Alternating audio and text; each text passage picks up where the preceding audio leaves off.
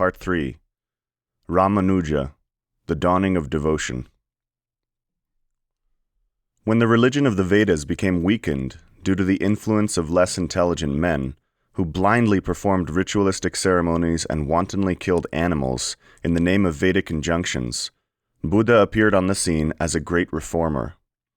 Totally rejecting the Vedic literatures and substituting his rational atheistic views, Buddha advocated the path of ahimsa, non-violence, and nirvana, the negation of reality as we know it, as the ultimate goal of life.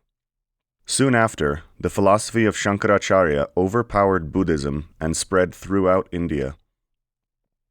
The authority of the Upanishads and other Vedic literatures were revived by Shankara and employed as weapons to fight the Buddhist doctrine. Interpreting the Vedas to draw a particular conclusion, Shankara established the doctrine of non-dualism, Advaita Vedanta, stating that all living entities were on an equal level with God. He prominently stressed those texts which afforded an answer to the rationalistic atheism of the Buddhists. Yet the teachings of Shankara were also not wholly theistic, and thus a further unveiling of the ultimate reality was destined. That destiny was fulfilled through Sri Ramanujacharya. Ramanuja was born in India during the year 1017 AD, when, according to astrological calculations, the sun was in the zodiacal sign of Cancer. His parents were Asurikeshava and Kantimati, both from aristocratic families. Ramanuja passed his childhood days in Sri Parambadur, the village of his birth. At the age of 16, he was married to Rakshakambal. Only 4 months after his wedding, Ramanuja's father was struck with a severe illness and died. Upon the death of his father, Ramanuja became head of the household and decided to move to Kanchi, a holy city famed for its scholars and magnificent temples. In Kanchi there lived a scholar named Yadava Prakash, who was renowned for his scholarship in the doctrine of Advaita Vedanta, non-dualism. No one could surpass Yadava in his ability to explain Shankara's commentaries on Vedanta Sutra. Ramanuja enrolled in Yadava's school and engaged in the study of Sanskrit and Vedic literature. Although not at all convinced by the Shankarite conception, Ramanuja learned his lessons well and soon became one of Yadava's favorite students.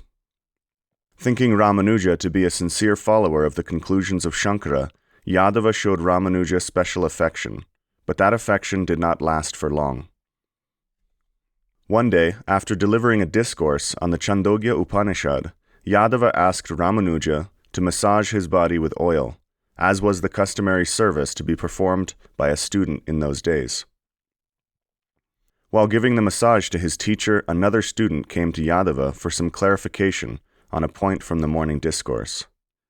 The boy had failed to grasp the meaning of the 7th verse of chapter 6 in the first canto, which began with Tasya yata kapyasam pundarikam evam akshini. Yadava proceeded to expound an interpretation which described the sublime qualities of the Godhead in a manner which was flagrantly objectionable. On hearing the words of his teacher, the heart of Ramanuja, which was full of love for the Supreme Godhead, was saddened, and hot tears streamed down from his eyes and fell on the thigh of Yadava. Looking up at the touch of the hot tears, Yadava could understand that something was troubling Ramanuja. When he inquired about Ramanuja's distress, Ramanuja replied, "O great and wise master, I have been sorely afflicted at heart to hear such an unbecoming explanation from a noble soul like you. How sinful it is of you to debase the Supreme, who is endowed with all gracious qualities, and who is the source of all beautiful things in this world. From the mouth of such a learned man as yourself, I would never have expected such a low and deceitful interpretation." Yadava became so angry that he could hardly control himself. "Well then," he scorned, "maybe you would like to give your own interpretation, since you obviously think you know better than I." In a very gentle voice, Ramanuja replied, "Revered sir, there is no need to give a low-minded interpretation to the verse when the real meaning is direct and glorious." "Then let us hear this meaning of yours which is so glorious," said Yadava. Ramanuja then stood and with great humility recited the meaning of the verse. The two eyes of the Supreme are as lovely as two lotuses that are blossomed by the rays of the sun. I see, said Yadava. You speak as though there actually was such a supreme person. That is due to your childish ignorance. You have not learned your lessons properly. You should always remember that the Supreme is without form, without name, and without attributes. That is the teaching of the great Shankara. In the future, you should not voice your foolish sentiments. The words of Yadava were painful to Ramanuja's ears, but out of respect for his teacher, he remained silent. A few days later, a second incident occurred. While explaining a verse from the Taittiriya Upanishad, beginning with Satyam Jnanam Anantam Brahma, Yadava said that Brahman was intelligence, truth, and the infinite. Hearing this explanation, Ramanuja politely added, Brahman is endowed with the qualities of intelligence, truth, and the infinite. This means that he is not covered by ignorance as are ordinary living entities. He is never untruthful, and his energies are unlimited, not limited. The Supreme Brahman is the reservoir of all good qualities, yet he is superior to those qualities, as the sun globe is superior to sunlight. The agitation which Yadava felt within his mind made his voice tremble. You young fool, he shouted, your conclusions do not agree with those of Shankara or any of the previous masters. If you are going to persist with this useless talk about a personal God, why come here at all? Simply to waste my time? Why don't you start your own school and teach whatever you like? Now get out of my classroom immediately. As Ramanuja rose from his seat and quietly left the room, Yadava began to reflect. This Ramanuja is not an ordinary boy. If he starts his own school, the philosophy of devotion might become a threat to the philosophy of non-dualism. For the sake of preserving our doctrine, this fool should be killed. Shortly thereafter, Ramanuja opened a small school at his home, and in no time many people began to come to him to hear his devotional discourses. Ramanuja's lectures were wholly theistic. He rejected the concept that the jiva, a living entity, could be equal to the Supreme Brahman, or become God as postulated by Shankara. The living entity Ramanuja taught is a particle of Godhead, and as such, his position is to serve the complete whole. He said that as the hand is part of the body, and thus a servant of the body, similarly, the living entity is part of the Supreme, and thus his constitutional position is to serve the Supreme. Ramanuja's philosophy became known as Vishishtadvaita, or qualified non-dualism. Accordingly, the living entities are believed to be qualitatively one with the Supreme, and at the same time quantitatively different. Ramanuja's assertion was that the quantitative difference means that the fragmentary parts of the Supreme are dependent on the Supreme, but they cannot become the Supreme. The philosophy of Shankara stated that everything is Brahman, and Brahman itself is absolutely homogeneous, undifferentiated, and without personality. Individuality arose only due to illusion, or Maya. But this concept was staunchly opposed by Ramanuja. His philosophy stated that there can never be knowledge of an unqualified object.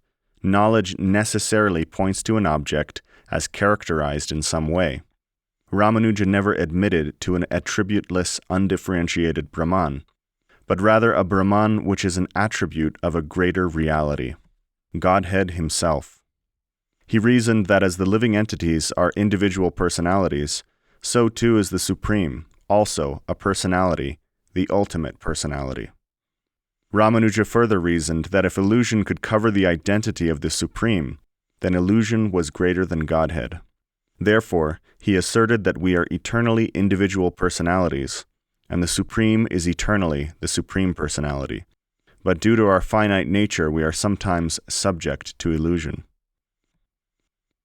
Ramanuja also accepted the theory of transformation rejected by Shankara. According to Shankara, the material world is false. It has no existence. Ramanuja, on the other hand, said that the material world is the energy of Godhead, and the subjective reality does not undergo any change of substance in the matter of material manifestation. in the same way that a singer who creates a song out of his own energy is not diminished due to his creation, rather he becomes more glorious. Neither the material world nor the living entities are conceived of as being independent of the Supreme Personality in the system of Vishishtadvaita philosophy. The living entities are a different manifestation of the Supreme due to their being endowed with free will. Whereas the material energy is manifest directly under the will of the Supreme, the free will of the living entity is an all-important factor, since that free will is considered to be the basic principle of reciprocal relations between Godhead and the living entity. Ramanuja presented the living entity's relationship with Godhead as being one of eternal service. According to Ramanuja, when the living entities are freed from the illusions produced by the material energy by the method of devotion and natural love of God, like the dealings between an affectionate servant and his master, then the soul enters the spiritual sky known as Vaikuntha. Once having reached the Vaikuntha world, the soul engages in eternal service to the Supreme Person, Narayana, Vishnu. This sublime message was daily imparted by Ramanuja to his listeners. Seeing the growing popularity of Ramanuja and the influence which he had on the people of Kanchi, the proud and arrogant Yadava Prakash became restless. Gathering his faithful students by his side, Yadava said, "This impudent Ramanuja is a heretic. He is a nuisance to society and a threat to our doctrines of non-dualism. I can see no other solution to the problem than to kill this rascal. What do you say?" Yadava's disciples were in complete agreement with their teacher, since they too were envious of Ramanuja. Thus they devised a plan to kill him. On the plea of worshipping the sacred river Ganges, Yadava and his disciples made arrangements for a pilgrimage to Benares, and asked Ramanuja if he would like to join them. Unsuspecting of their treacherous plan, Ramanuja accepted the invitation. As the group was about to depart, Ramanuja requested his cousin Govinda to accompany him. On the fourth day of their journey, Govinda was taken into confidence by some of Yadava's younger students, who disclosed the plan to kill Ramanuja. Shocked at the evil intentions of Yadava and his followers, Govinda took Ramanuja to a secluded place in the forest and informed him of the danger. Govinda requested Ramanuja to flee into the forest immediately before it was too late. Govinda then returned to the camp and told the others that while he and Ramanuja were looking for wild berries in the forest, a tiger had pounced upon Ramanuja and dragged his helpless body away. Outwardly, Yadava and his disciples displayed symptoms of sorrow, but inwardly their hearts leapt with joy. Ramanuja was now gone from their lives forever, or so they thought. While wandering across the countryside trying to find his way home, Ramanuja came to a well where a man and a woman were busy drawing water to take to their village. The couple offered Ramanuja a cup of water to relieve his thirst. After drinking, Ramanuja laid down to rest and fell into a dreamful sleep.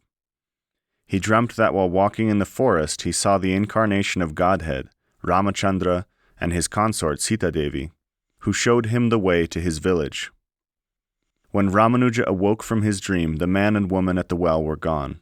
As he looked around, he saw that he was now on the outskirts of Kanchi. How he had gotten there he could not ascertain, save and except that it was by a miracle. Ramanuja resumed his normal life at Kanchi and did not reveal to anyone that his life had been in danger. Several months passed until one day, Yadava and his disciples finally returned to Kanchi after completing their pilgrimage. They were staggered at the sight of Ramanuja, alive and conducting his school as usual. Thinking that their plan might have been discovered, they became fearful and abandoned any further plans to kill Ramanuja. The fame of Ramanuja continued to spread far and wide. One day, as Ramanuja sat in the solitude of his study, a venerable saint named Yamunacharya came to his door for alms. Extending his full courtesy, Ramanuja welcomed the saint into his home. Ramanuja learned that Yamuna was from Srirangam, the famous temple of Vishnu. In the course of their discussion, Ramanuja soon realized that Yamunacharya was a qualified spiritual master of the science of devotion. Overwhelmed with ecstasy and jubilation, Ramanuja fell at his feet and asked to be accepted as his disciple. Yamuna instantly raised Ramanuja up from the floor, and embracing him with deep love said, "My child, I am blessed today by seeing your devotion to God. May you live a long and fruitful life, always being intent in the service of Narayan, the personality of Godhead." Ramanuja then circumambulated his guru to invoke auspiciousness, and Yamuna left for Srirangam. Now more than ever, Ramanuja preached the doctrine of devotion with strength and conviction. So convincing was Ramanuja in his presentation that even Yadava Prakash and his followers surrendered and became the disciples of Ramanuja. Then one day a messenger came from Srirangam and informed Ramanuja that his guru was ill and on the verge of death. Ramanuja immediately departed for Srirangam, but was not able to reach there in time. Shortly before Ramanuja arrived, Yamuna left his body and entered the blissful realm of Vaikunta. Crossing the river Kaveri, Ramanuja reached the island on which the temple of Srirangam was located, and went directly to the place where his guru was lying. Surrounded by a group of his disciples, Yamuna laid on a bed with his eyes closed, his arms outstretched at his sides, and his face shining, as if immersed in thoughts of infinite beauty. Momentarily, everyone's attention focused on Ramanuja as he entered the room and came to sit by the side of his guru. Tears of love filled his eyes and he wept, his heart feeling great separation from his master. The left hand of Yamuna was poised in the yoga posture for peace, with 3 fingers extended and the thumb and forefinger joined together at the tips. His right hand, however, was at his side but clenched into a fist. All the disciples were struck with wonder about the position of their guru's right hand, and none of them could understand the meaning. As everyone looked on in wonder, Ramanuja broke the silence by declaring, "Our guru, the revered Yamunacharya, has 3 desires that he wishes to be fulfilled. I will protect the people in general who are deluded by impersonalism, by bestowing upon them the nectar of surrender at the lotus feet of Narayan." As Ramanuja spoke, one of the fingers on Yamuna's right hand extended outward. Then Ramanuja said, "For the well-being of the people of the world, I will prepare a commentary on the Vedanta Sutra, which will establish the Supreme Person as the ultimate reality." At this, a second finger extended, and Ramanuja continued speaking. "And in order to honor Parasara Muni, who in ancient times established the relation between jivas, living entities, and Ishvara, the Supreme Person, I shall name one of my disciples who is greatly learned and devoted after him." Ramanuja then became silent, and the 3rd finger on the right hand of Yamuna extended. Everyone present was amazed to see this miracle, and from that day on they all accepted Ramanuja as their leader and guide. Ramanuja continued to live at Srirangam for the remainder of his life, and in due course all 3 vows were fulfilled by him. Although he lived for many years as a successful householder, Ramanuja was destined to accept the path of renunciation. Eventually he took up the renounced order of life, sannyas, by going before the deity in the temple and praying to be exclusively engaged in the service of Godhead. From that day forward, Ramanuja always wore tilak, the symbol of Narayan, on his forehead, dressed in saffron cloth, and carried the renunciate's 3-section staff, which signified service to God by body, mind, and words. So powerful was Ramanuja that the philosophers of non-dualism soon found it difficult to maintain their position in any kingdom. Ramanuja established the tenets of devotion so firmly that none could oppose him. Many great and learned scholars came to hear him speak and became his disciples. Feeling oppressed by the growing popularity of devotion, a certain group of impersonalists went to see the Chola king, Krimikanta, at Kanchi. Bowing humbly before the king, who was himself an impersonalist, they asked him to do something to stop Ramanuja. After some discussion, it was decided that the king would invite Ramanuja to take part in a philosophical debate at the palace. Thus the king's messengers were sent to Srirangam to fetch Ramanuja. The king had it in mind to convert Ramanuja by force if necessary. Once Ramanuja had been indoctrinated, he thought, then everyone in his kingdom would return to the fold of Shankara. After meeting with the king's messengers at Srirangam, Ramanuja prepared to go to Kanchi. However, Kuresha, a wise disciple of Ramanuja, did not trust the intentions of the king and pleaded with his guru to allow him to go in his place. Kuresha insisted, and Ramanuja had to submit. Kuresha then dressed in the saffron robes of his guru and appeared before the messengers with staff in hand. Thinking Kuresha to be Ramanuja, they started for Kanchi. Meanwhile, dressed in white robes, Ramanuja remained behind. When Kuresha reached the palace, King Krimikanta greeted him with respect, thinking him to be Ramanuja. But later, when Kuresha refused to be intimidated by the behavior of the king, Krimikanta, in a mad rage, ordered his soldiers to arrest Kuresha and burn his eyes out.